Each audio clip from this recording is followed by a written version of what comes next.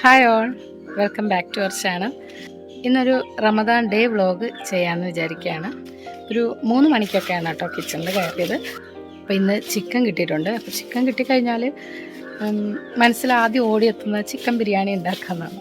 അപ്പം എൻ്റെ ഫേവറേറ്റും അതാണ്. അപ്പോൾ നമുക്ക് അത് കണ്ടിട്ട് വരാം. അപ്പോൾ ചിക്കൻ ബിരിയാണി വളരെ കുറച്ചേ ഉണ്ടാക്കുന്നുള്ളൂ. കാരണം നോമ്പ് സമയത്ത് നമുക്ക് പകൽ ഭയങ്കര വിശപ്പും ദാഹമൊക്കെ തോന്നും. എന്നാൽ നോമ്പ് തുറന്നു കഴിഞ്ഞാലോ കുറച്ച് വെള്ളം കുടിക്കുമ്പോൾ തന്നെ നമുക്ക് മതിയാവും അല്ലേ, ഒന്നും കഴിക്കാനൊന്നും തോന്നില്ല. അപ്പം എന്തുണ്ടാക്കിയാലും വേസ്റ്റായി പോവുകയാണ്. അതുകൊണ്ട് തന്നെ വളരെ കുറച്ച് മാത്രമേ ഉണ്ടാക്കുന്നുള്ളൂ. അപ്പോൾ ഒരു 1/2 kg ചിക്കൻ അളവിലാണ് എടുത്തിട്ടുള്ളത്. ഒരു 4 ഗ്ലാസ് റൈസും എടുത്തിട്ടുണ്ട്.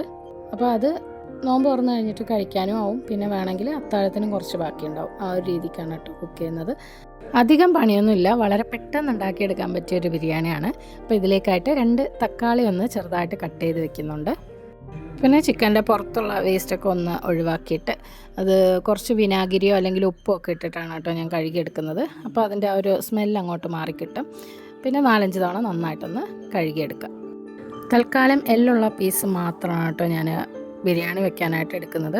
ബാക്കി ബോൺലെസ് പീസസൊക്കെ നമുക്ക് സ്നാക്സോ എന്തെങ്കിലുമൊക്കെ ഉണ്ടാക്കാനായിട്ട് യൂസ് ചെയ്യാം. അപ്പോൾ അതങ്ങനെ മാറ്റി വെക്കുന്നുണ്ട്.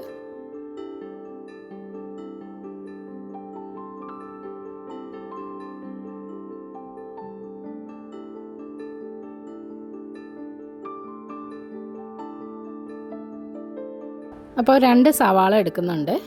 1/2 കിലോ ചിക്കനല്ലേ ഉള്ളൂ, അപ്പോൾ 2 സവാള മതിയാവും. അപ്പോൾ ഞാനിപ്പോൾ ഓൾറെഡി ഇവിടെ ഉള്ളി റോസ്റ്റ് ഉണ്ടാക്കിയതുണ്ടായിരുന്നു കേട്ടോ. അപ്പോൾ ആ ഒരു സവാള തന്നെയാണ് എടുത്തിട്ടുള്ളത്. അതിലേക്ക് 2 ടേബിൾ സ്പൂൺ വെളുത്തുള്ളി ചതച്ചതും 1 ടേബിൾ സ്പൂൺ ഇഞ്ചിയും പിന്നെ പച്ചമുളക് ചതച്ചതും ചേർത്തിട്ടുണ്ട്. ഇനി ഇതിലേക്ക് ആവശ്യത്തിന് ഉപ്പ് ചേർത്ത് കൊടുക്കാം. പിന്നെ മഞ്ഞൾപ്പൊടി, മുളക് പൊടി, മല്ലിപ്പൊടി, പെരിഞ്ജീരകപ്പൊടി, ലേശം ഗരം മസാല, അല്പം പെപ്പർ പൗഡർ, പിന്നെ നമ്മുടെ മീറ്റ് മസാലയില്ലേ അതും ഒരു 1/2 ടീസ്പൂൺ ചേർത്തിട്ടുണ്ട്. പിന്നെ ഒരു 2 ടേബിൾ സ്പൂൺ നല്ല പുളിയില്ലാത്ത തൈരും കൂടി ചേർത്തിട്ട് നന്നായിട്ടൊന്ന് മിക്സ് ചെയ്തെടുക്കുക. ഇതിലേക്ക് കുറച്ച് മല്ലിയിലയും പുതിനയിലയും കൂടി ചേർത്ത് കൊടുക്കാം. പുതിനയില നമ്മുടെ വീട്ടിൽ തന്നെ ഉണ്ടായതാണ്. ലേശം കറിവേപ്പില കൂടി ചേർത്തിട്ട് നമുക്കിത് ഒരു 1/2 മണിക്കൂർ റെസ്റ്റ് ചെയ്യാൻ വെക്കാം. അപ്പോൾ ആ ഒരു മസാലയൊക്കെ നന്നായിട്ട് ചിക്കനിലേക്ക് പിടിച്ചോളും. അതിനിടയിൽ ഒരു 4 ഗ്ലാസ് ജീരകശാല റൈസ് ഇവിടെ കഴുകി തോരാനായിട്ട് വെച്ചിട്ടുണ്ട്. അപ്പോൾ എല്ലാം റെഡിയാക്കി വെച്ചിട്ടുണ്ട്. ഇനി നമുക്ക് കുക്ക് ചെയ്യാൻ തുടങ്ങാം. അല്പം നെയ്യ് ഒഴിച്ചിട്ട് നട്ട്സും കിസ്മിസും ഒക്കെ ഒന്ന് വറുത്ത് കോരുകയാണ്. അതേ നെയ്യിലേക്ക് ഒരു പകുതി സവാള ഇട്ടൊന്ന് വഴറ്റിയെടുക്കുകയാണ്. ഇത് റൈസിലേക്ക് വേണ്ടിയിട്ടാണ് കേട്ടോ. അപ്പോൾ നേരത്തെ നമ്മൾ ചതച്ചെടുത്ത ഇഞ്ചി വെളുത്തുള്ളി പേസ്റ്റ് 1 ടേബിൾ സ്പൂൺ വീതം ചേർക്കുന്നുണ്ട്. ചതച്ച പച്ചമുളകും ചേർത്തിട്ടുണ്ട്. പിന്നെ പട്ട, ഗ്രാമ്പു, ഏലക്ക അതൊക്കെ 2 വീതം ചേർത്തു. ഇനി ആവശ്യത്തിന് വെള്ളം ഒഴിച്ചിട്ട് ഇതിലേക്ക് കുറച്ച് ഉപ്പും ഇട്ടിട്ട് തിളപ്പിക്കാനായിട്ട് വെച്ചിട്ടുണ്ട്. അപ്പോൾ അത് തിളച്ച് കഴിഞ്ഞാൽ നമുക്ക് അരി ഇട്ട് കൊടുക്കാം. ഇനി നമുക്ക് മസാലയും കൂടി റെഡിയാക്കി എടുക്കാം. അപ്പോൾ നമ്മൾ നേരത്തെ മാരിനേറ്റ് ചെയ്ത് വെച്ചതിലേക്ക് ഒരു ചിക്കൻ ക്യൂബും കൂടി ചേർക്കുന്നുണ്ട്. കുറച്ചുകൂടി ഒരു ടേസ്റ്റ് ഉണ്ടാവും. അപ്പോൾ അത് മൂടി വെച്ചിട്ട് നമുക്ക് കുക്ക് ചെയ്തെടുക്കാം. ചിക്കനിലേക്ക് വെള്ളമൊന്നും ഒഴിക്കണ്ട, അതിൽ നിന്ന് തന്നെ ഊറി ഇറങ്ങിക്കോളും. അപ്പോഴേക്കും റൈസിലേക്കുള്ള വെള്ളം നന്നായിട്ട് തിളച്ചിട്ടുണ്ട്. അതിലേക്ക് നമുക്ക് കഴുകി വെച്ചിരിക്കുന്ന അരി ചേർത്ത് കൊടുക്കാം. ഇനി ഹൈ ഫ്ലെയിമിലിട്ടിട്ട് ഒരു 10 മിനിറ്റ് വരെ കുക്ക് ചെയ്തെടുക്കാം. മസാലയിലേക്ക് നേരത്തെ അരിഞ്ഞു വെച്ചിരിക്കുന്ന ആ ഒരു തക്കാളി കൂടി ചേർത്തിട്ട് മൂടി വെച്ച് കുക്ക് ചെയ്തെടുക്കാം.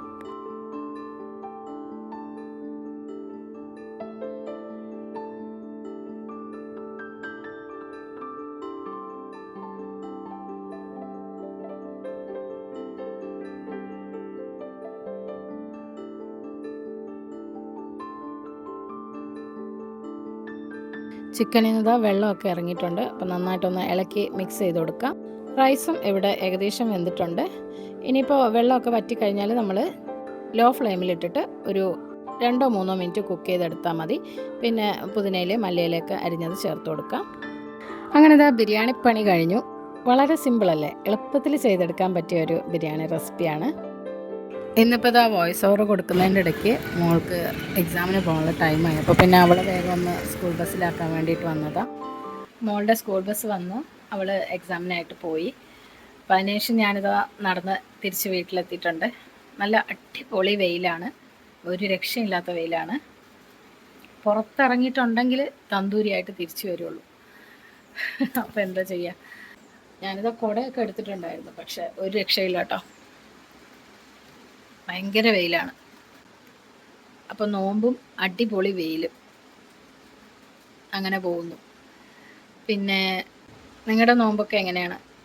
നോമ്പൊക്കെ ഏകദേശം തീരാറായല്ലേ? എല്ലാവരും പെരുന്നാൾ ഡ്രസ്സൊക്കെ എടുത്തോ? എന്താണ് എല്ലാവരുടെയും വിശേഷങ്ങൾ? അപ്പോൾ എല്ലാം കമൻറ്റ് ചെയ്യണേ. പിന്നെ നോമ്പ് തുറക്കുന്ന നേരം ഇന്ന് സ്നാക്സ് ഒന്നും ഉണ്ടാക്കുന്നില്ല. എണ്ണയിൽ വറുത്ത കടികളൊന്നും കഴിക്കണ്ട എന്നുള്ളൊരു തീരുമാനമാണ് ഇപ്രാവശ്യത്തെ നോമ്പിനെടുത്തത്. അപ്പോൾ അത് ഏകദേശം വിജയിച്ചു എന്ന് വേണം പറയാൻ. മക്കൾക്കൊക്കെ അല്ലെങ്കിൽ എന്തെങ്കിലും ഇതുപോലെ എണ്ണക്കടികളൊക്കെ ഭയങ്കര ഇഷ്ടമാണ് കഴിക്കാനായിട്ട്. അപ്പോൾ ഇപ്രാവശ്യം അവരും പറഞ്ഞു അതൊന്നും വേണ്ടാന്ന്. എന്നാലും തീരെ നമുക്കങ്ങനെ ഒരു കൊതി വരുമല്ലോ, ആ ഒരു സമയത്ത് പഴംപൊരി ഉണ്ടാക്കാറുണ്ട്. പിന്നെ നമുക്ക് അത്യാവശ്യം ഉഴുന്നുവടയോ മീറ്റ് റോളോ അങ്ങനെ എന്തെങ്കിലും ആവശ്യമുണ്ടെങ്കിൽ വാങ്ങും, അത്രേ ഉള്ളൂ.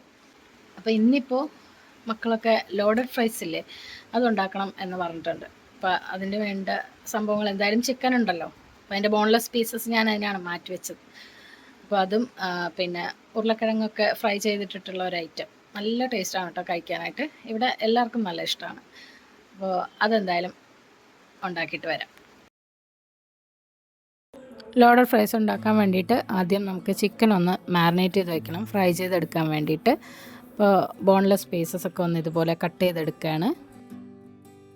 ചിക്കനിലേക്ക് അല്പം മഞ്ഞൾപ്പൊടി, പിന്നെ മുളക് പൊടി, ചില്ലി ഫ്ലേക്സ്, കുരുമുളക് പൊടി, അല്പം മല്ലിയില, തൈര്, ഉപ്പ് ഇവയെല്ലാം ചേർത്തിട്ട് ഒന്ന് നന്നായിട്ട് മിക്സ് ചെയ്ത് മാറ്റി വയ്ക്കാം. ഒരു 15 മിനിറ്റോളം റെസ്റ്റ് ചെയ്യട്ടെ. എന്നിട്ട് ഇത് നമുക്ക് ഫ്രൈ ചെയ്തെടുക്കാം.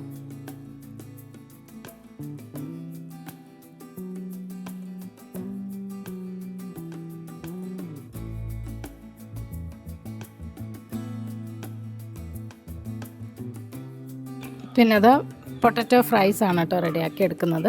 അതിലേക്ക് ഉപ്പ് മാത്രമേ ചേർത്തിട്ടുള്ളൂ.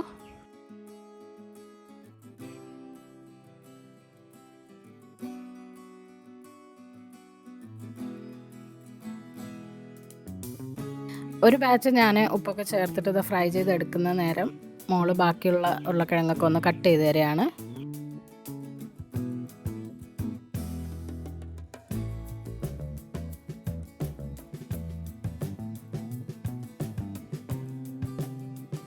ഒരുപാട് മൂപ്പിച്ച് കോരണ്ട, ഒരു മീഡിയം രീതിയിൽ ഫ്രൈ ചെയ്തെടുത്തിട്ടുണ്ട്. ഇനി കുറച്ച് ക്യാരറ്റ് ഇതുപോലെ ക്യൂബായിട്ട് കട്ട് ചെയ്തിട്ട് അതും ഒന്ന് ഫ്രൈ ചെയ്തെടുക്കുന്നു. ഒരുപാട് വേവിച്ചെടുക്കണ്ട, ജസ്റ്റ് ഒന്ന് കുക്ക് ചെയ്താൽ മതി. ഇതെല്ലാം ഫ്രൈ ചെയ്തെടുത്തതിന് ശേഷം ആ ഒരു ഓയിലിൽ തന്നെ നമുക്ക് ചിക്കനും ഫ്രൈ ചെയ്തെടുക്കാം.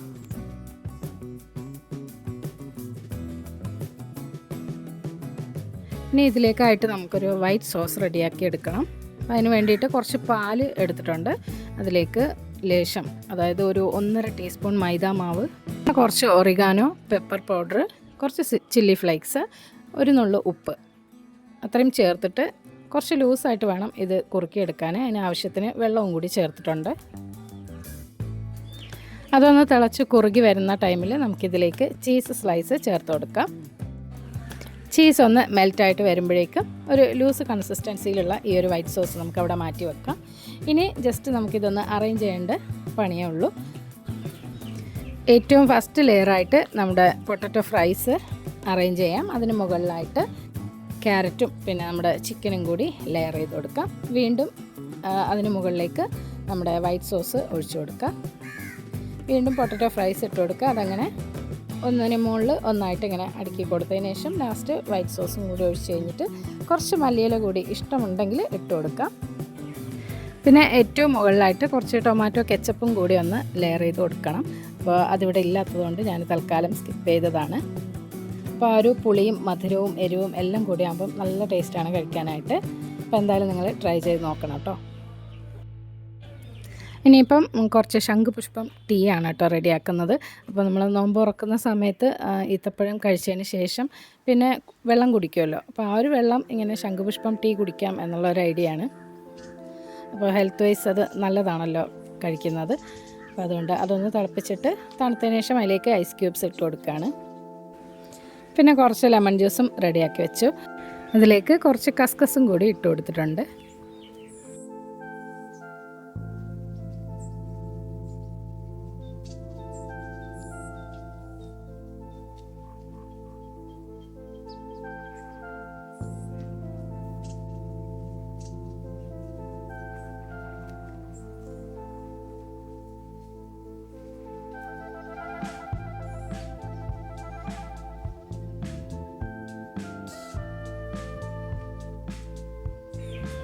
അങ്ങനെ ഇതാ ബാങ്ക് കൊടുത്തു, നമ്മളെല്ലാവരും കൂടിയിട്ട് നോമ്പ് തുറക്കുകയാണ്. ആക്ച്വലി എല്ലാ ദിവസവും ഒക്കെ ഈ ഒരു സമയത്ത് പള്ളിയിലാണ് നോമ്പ് തുറക്കൽ. അപ്പോൾ ഇന്നിപ്പം നമ്മളവിടെ ഉണ്ട്.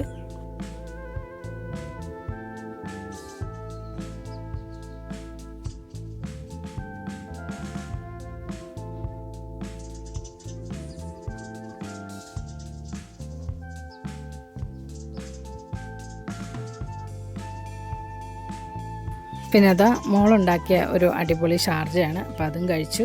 അതിനുശേഷം നിസ്കാരമൊക്കെ കഴിഞ്ഞതിന് ശേഷം രാത്രി ഡിന്നറൊക്കെ കഴിച്ചിട്ട് നിയത്ത് വെച്ച് കിടന്നു. അപ്പോൾ ഇത്രയാണ് ഞങ്ങളുടെ നോമ്പിൻ്റെ വിശേഷങ്ങൾ. അപ്പോൾ ഈ ഒരു പുണ്യമാസക്കാലത്ത് ശരീരം റീഫ്രഷ് ആവുന്നതിനോടൊപ്പം നമ്മുടെ മനസ്സുകളും ഒന്ന് ഫ്രഷ് ആവട്ടെ എന്ന് കരുതിക്കൊണ്ട് പ്രാർത്ഥിച്ചുകൊണ്ട് ഈ ഒരു വീഡിയോ ഇവിടെ വൈൻഡപ്പ് ചെയ്യാണ്. എല്ലാവർക്കും നല്ലൊരു നോമ്പുകാലം ആശംസിച്ചുകൊണ്ട് മറ്റൊരു വീഡിയോ ആയിട്ട് വീണ്ടും കാണാം. Bye.